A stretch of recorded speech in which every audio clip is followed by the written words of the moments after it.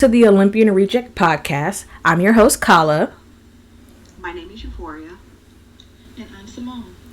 And this is where we dive into the psychosocial of the characters and breakdown of the actual myth and Rachel's version of events. And with that being said, let's start dragging the guy. Okay, guys. Now we move on to chapter 7. So, Hades is in the shower. That's it. That's the tweet. That's it. That's what we're talking Cut, about. print. That's all we need. That's all I could have had in this chapter. And I wouldn't have said a word. No, not at all. Yeah, thank you for coming to my TED Talk. End of episode. But now we get to see more of Hades' personality coming out with his solo panels. And the prologue of Hades debating to tell Persephone what he said and how she got there speaks volumes to his character. Because we see a lot of parallels between the two already, which is self-doubt, anxiousness, loneliness, and instant attraction. No, instant.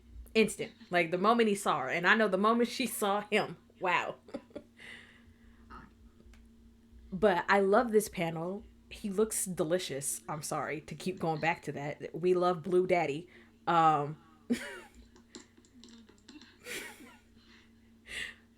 can't wait till I edit in the actual photo that I have of like where he's in the pool and SpongeBob is licking his abs. That's going up. Because I would do that. I have a 2D man obsession. But again, back to this. To see those parallels of those two was something that also spoke volumes, and also how Rachel is telling this story, she's handling it very well. I also love when he hears the barking of the dog where he's getting dressed, and he's like, what the fuck is his problem? Like, I'm just gonna continue to, and he's like, oh shit. Like, oh no. and For a minute, and lost see the thought. seeing him run was comedy gold as he continues to get dressed. He's not stopping. Can we talk about how what we just said that his estate is massive? Yeah, So it's taking him forever. ever to get there. And you're still concerned with buttoning up your shirt. Looking pretty. Looking pretty. Come on, man. Fuck the shirt. And then it looks like then when he gets there and he sees it, he's like, why isn't she afraid? That. I think that panel was beautiful of Cerberus and Persephone. Oh, yeah, I do like the size. Even the moon at the top is pretty cool. It's beautiful. Now, I'm going to ask you, when you saw the full picture now of what Hades sees, and you know that she's not afraid, what did you sense from that moment? Because when I looked at that, I didn't see any panic or fear. I felt it was more enchantment, if that makes sense.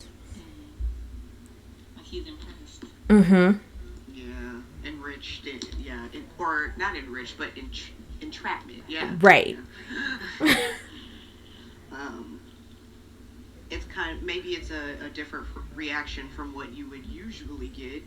Like Cerberus is this big, huge, scary guard dog of the underworld. And the first thing she does is just look at it like, oh, you're an angry puppo. Mm-hmm. And she even says, don't worry. I know what I'm doing. You don't know what you're doing, girl, but okay. Well, she even, flips her hair. Mm-hmm. That little, I love that. And how she gains control over Big Boy is with belly rubs and chin rubs. And positive affirmations about how he almost ate her. Oh, you are biggest guard dog. You deserve all love. Oh, can we see Hades' face? Yes. That face Never been jealous. of a dog. And something about that red glow in his eyes made me weak in the knees, and I was sitting down when I read that chapter. We also get a glimpse of her powers as well, which could be affected by her mood. Yeah, a little bit. Yeah, Yeah, like, between them and Hades. mm-hmm. Yeah. Like, remember at the party, she had shorter hair. And when she woke up, her hair was long. It could have been because of the nightmare. And she's just walking through, and now we see flowers popping up, which Oh yeah. was not there before. So I believe that Persephone's powers could be controlled by her mood.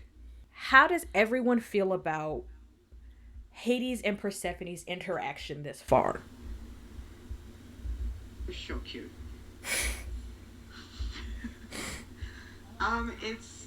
It literally feels like it's like two jitty teenagers.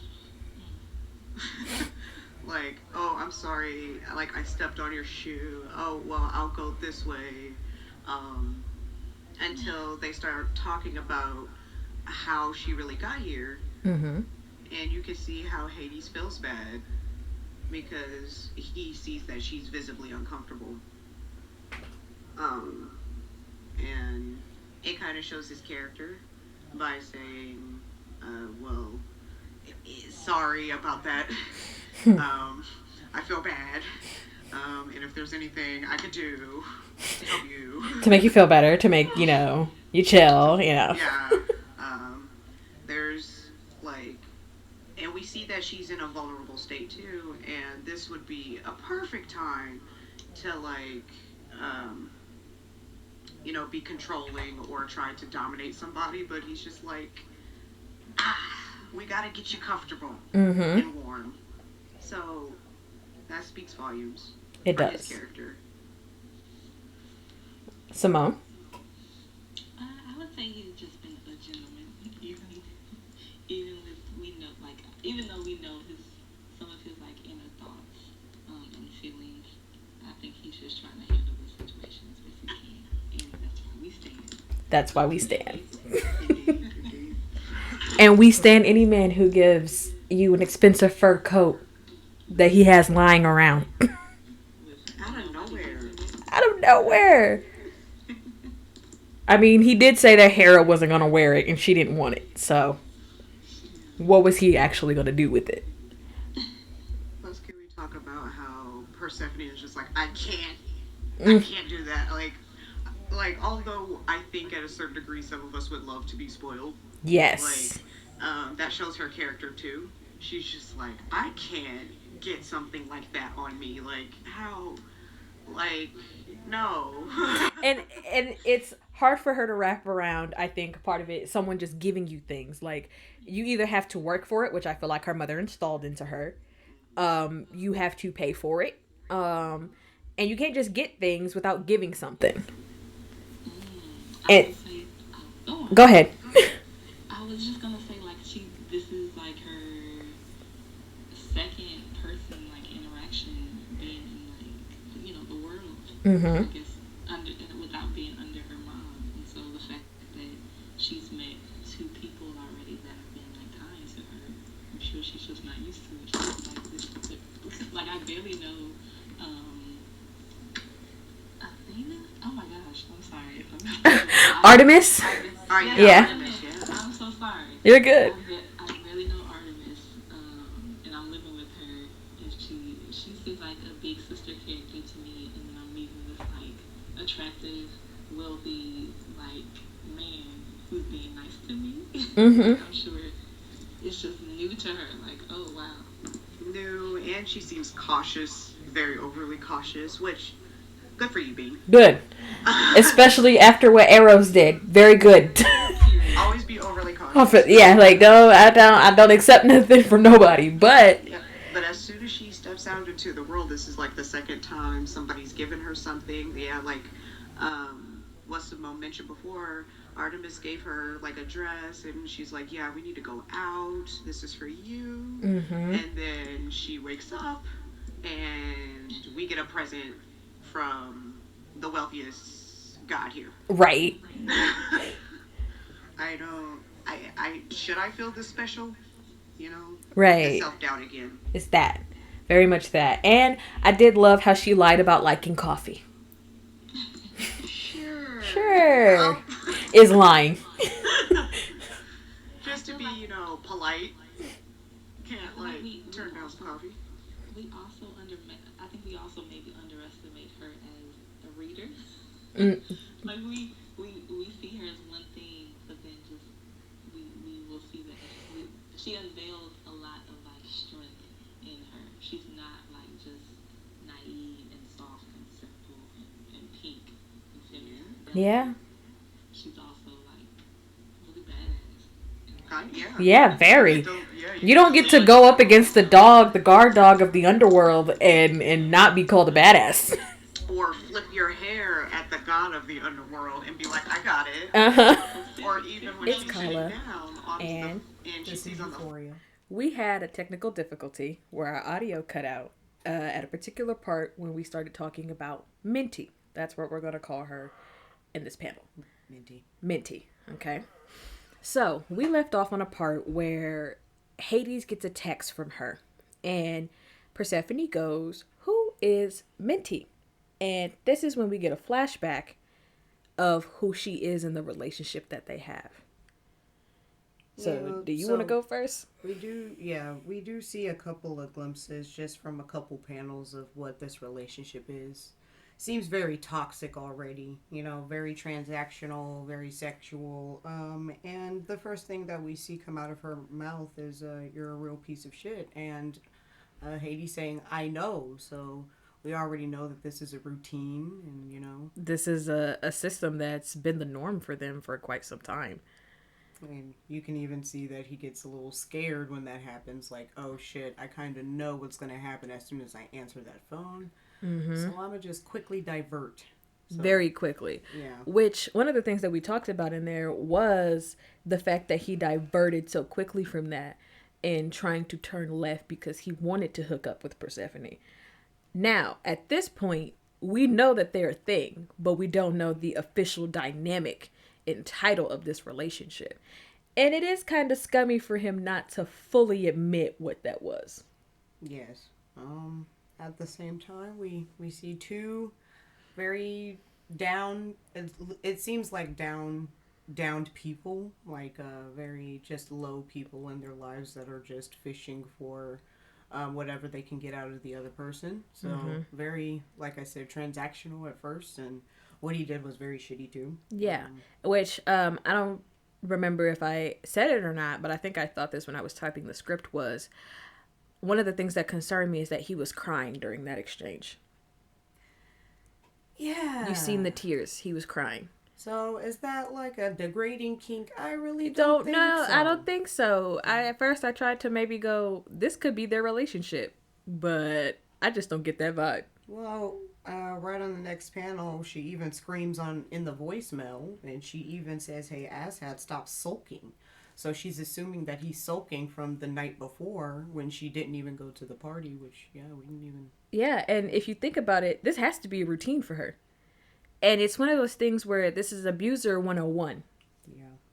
Yeah. This cycle, routine this routine of I feel like she loves bomb him, and then it goes back into being problematic and making him feel low as she says and does these things because she knows that he's gonna come right back to it. Yeah, just from a couple chapters, 2 or 3 chapters of seeing Minth and their dynamic, and like even flashbacks of what Hades thinks of who is Minth. It's kind of very telling, and I liked how Rachel kind of portrayed that, and it was just small. It's like small couple panels. It says a lot about them about and a relationship that we are also looking into with fresh eyes. So yeah, we just gotta stay tuned for that. Which, buckle up, baby, because this bitch is finna be a lot. Yeah, you can already tell. Yeah, you can already tell she's gonna be a fucking problem. So buckle up, guys, because she doesn't go away for quite some chapters. All right, so that's all. That's the voiceover. That's all for Have today, Rejects. Thanks. Please check us out on the next episode of Olympian Rejects and support Rachel by checking out her Instagram at Use Band-Aids for official merch and updates. Also, be sure to check out other webtoon series because there's plenty of gold out there. Don't keep yourself in this one bubble. And let us know what you want us to cover next. And now it's time for shameless plugs. So, where can we find you, ladies? You can go first before you. Okay. For me, you can find my art and stuff at Missy underscore Lurs underscore art on Instagram. And I also have a Facebook page called Missy's Art Studio, and you can check that out. You guys can find me at I Want Mandy, so it's 3 I's and 1 on Instagram. I kind of use all social medias, but I guess to get a sense of my personality, you can definitely find me on Instagram. Exclusive clothing brand Tribe. It's a brand called Tribe. That's literally the name for the ad. Yeah, it's my baby, and I think I'll be rocking with Tribe for the rest of my life. So check it out. And you can find us on Olympian Rejects on Instagram. You guys aren't getting my personal information. I don't need you following me. But Olympian Rejects is where you can find us. And for the art that is used, you are seeing art from our wonderful Eurphoria, who drew our OC characters. I love mine. Yes, she did a fantastic job. And the few other artists we have is Oddlebot on Instagram. Please check her out. Or, excuse me, I don't really know their pronouns, so I'm just going to say her/them because I don't know yet. But you can check them out on Instagram. She does phenomenal work, and I really hope you guys check her out. And along with anything, if you want your art to be featured here, all credit will be given to you. Like always, we respect artists and the work that they do. Just send us an email at OlympianRejects@gmail.com if you want your art featured, or shoot us a DM on Instagram. And we will see you next time. Bye. Bye.